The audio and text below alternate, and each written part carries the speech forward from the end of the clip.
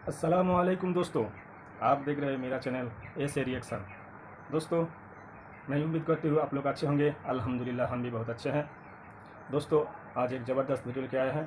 दोस्तों, वीडियो है, चैनल का नाम है इंडियन मुस्लिम। भाई ने वीडियो भेजा है, भाई का नाम है मोहम्मद भाईजान।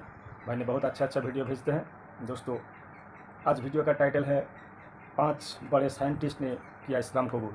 देखते हैं कौन कौन सा साइंटिस्ट इस्लाम कबूल किया है, भाई ने कैसा शूट किया है। देखते हैं कौन कौन। कोई वीडियो अच्छे लगे तो वीडियो को लाइक करना, शेयर करना और कमेंट करना, सब्सक्राइब करके बेल नोटिफिकेशन ऑल नोटिफिकेशन दबा लेना। दोस्तों पहले वीडियो स्टार्ट करते हैं, देखते हैं, उसके बाद बात करते हैं। ये है दुनिया के वो 5 बड़े वैज्ञानिक जिन्होंने कुरान से प्रभावित होकर इस्लाम कबूल कर लिया। इन वैज्ञानिकों ने कई सालों तक नासा और स्पेसएक्स जैसी संस्थाओं में अपनी सेवाएं दी। कुरान के वैज्ञानिक दृष्टिकोण को सामने लाने में इन सभी वैज्ञानिकों का बड़ा योगदान रहा। इस्लाम कबूल करने वाले 5 वैज्ञानिकों की लिस्ट में पहला नाम विलियम कीथमूर का आता है। कनाडा में जन्मे कीथमूर को आज भी एम्ब्रियोलॉजी का सबसे बड़ा वैज्ञानिक माना जाता है।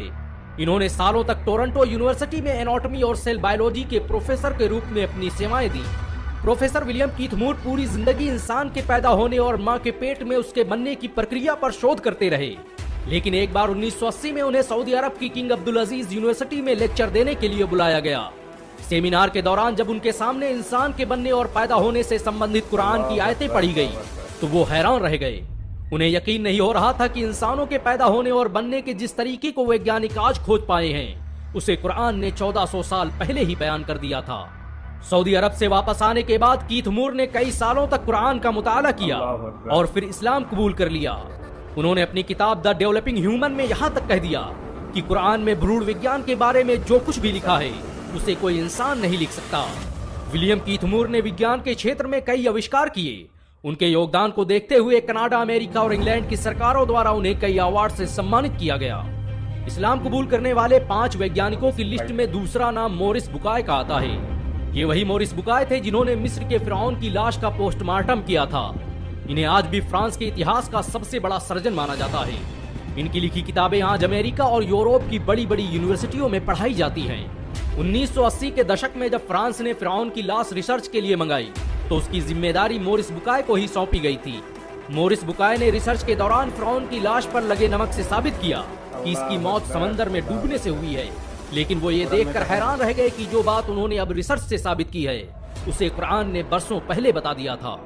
मोरिस बुकाय यकीन नहीं कर पा रहे थे कि फिरौन के डूबकर मरने और लाश के बच जाने का जिक्र कुरान में पहले ही मौजूद था। इसी दौरान मोरिस बुकाय का सऊदी अरब जाना हुआ, जहां एक कॉन्फ्रेंस की शुरुआत में कुरान की एक आयत पढ़ी गई कि अब तो हम तेरी लाश को ही बचाएंगे ताकि तू बाद की नस्लों के लिए निशान इबरत बने। अगरचे बहुत से इंसान ऐसे हैं जो हमारी निशानियों से गफलत बरतते हैं। इतना सुनना था कि मोरिस बुकाय मारे जोश के चीख पड़े और भरी महफिल में खड़े होकर सबके सामने ऐलान कर दिया कि मैं आज ही इस्लाम कबूल करता हूँ और अल्लाह की किताब कुरान पर ईमान लाता हूँ। फ्रांस वापस जाने के बाद मोरिस बुकाय ने लगातार 10 सालों तक कुरान और विज्ञान पर शोध किया और साबित किया कि कुरान की एक भी आयत साइंस के सिद्धांतों से नहीं टकराती, बल्कि साइंस आज जो कुछ भी बयान कर रहा है कुरान ने उसे हजारों साल पहले ही बयान कर दिया था। इस्लाम कबूल करने वाले 5 वैज्ञानिकों की लिस्ट में तीसरा नाम ई मार्शल जॉनसन का आता है। 1930 में अमेरिका के फिलाडेल्फिया में जन्मे जॉनसन ने अपनी पूरी जिंदगी भ्रूण विज्ञान को समझने और इंसान के पैदा होने के सिद्धांत को जानने में लगा दी। जॉनसन उन वैज्ञानिकों में से थे जिन्होंने विलियम कीथमूर के साथ सऊदी अरब के किंग अब्दुल अजीज यूनिवर्सिटी में कुरान पर रिसर्च का काम शुरू किया और फिर इस्लाम कबूल कर लिया। उन्हें सऊदी अरब ने 1982 में कुरान और विज्ञान पर शोध करने वाली कमेटी का सदस्य भी बनाया और इन्होंने अपनी रिसर्च से साबित किया कि कुरान ने एक खून के लोथड़े से बच्चे के बनने और फिर उसके हड्डी में तब्दील होने और फिर हड्डियों पर गोश्त चढ़ने की जिस प्रक्रिया को बयान किया है उसे जानने में विज्ञान को सैकड़ों साल लग गए। जॉनसन के मुताबिक भ्रूण विज्ञान से संबंधित कुरान में जो कुछ भी बयान किया गया है उसे यकीनन पैगंबर मोहम्मद सल्लल्लाहु अलैहि वसल्लम तक अल्लाह के जरिए भेजा गया था। इस्लाम कबूल करने वाले 5 वैज्ञानिकों की लिस्ट में चौथा नाम टी विद्या प्रसाद का आता है। इनका जन्म 1940 को गुयाना के पोर्ट मोरेंट में हुआ था। इन्होंने कई सालों तक यूनिवर्सिटी ऑफ लंदन और यूनिवर्सिटी ऑफ वेस्ट इंडीज में एनाटॉमी साइंटिस्ट के रूप में सेवाएं दी।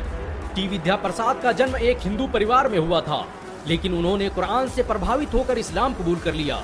टी विद्या प्रसाद विलियम कीथमूर के साथियों में से थे। उन्होंने विलियम कीथमूर की तरह ही भ्रूण विज्ञान पर बहुत से शोध किए और कुरान और एम्ब्रियोलॉजी पर 25 से अधिक किताबें लिखी।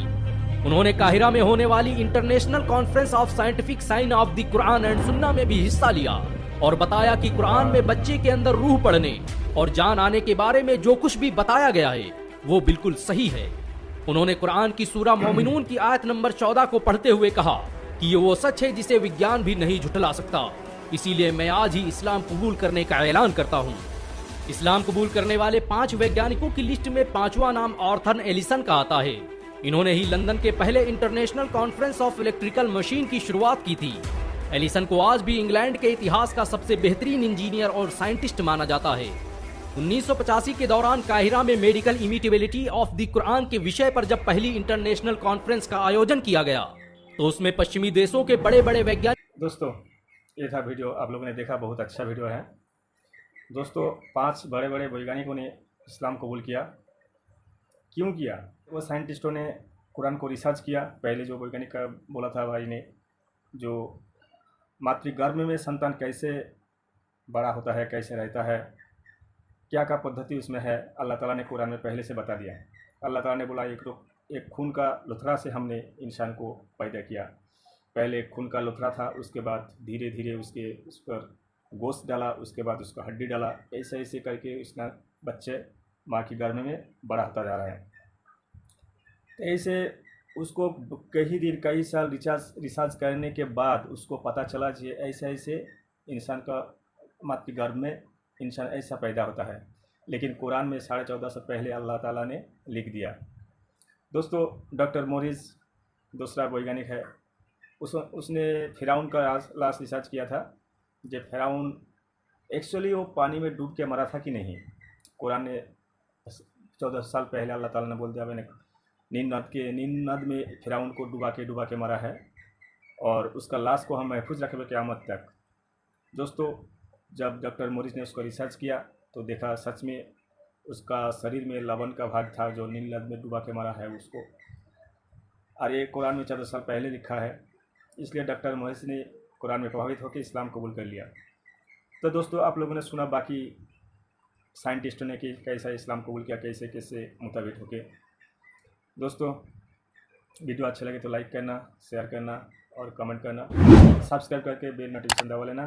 दोस्तों अभी इजाज़त चाहते हैं, खुदा हाफिज़।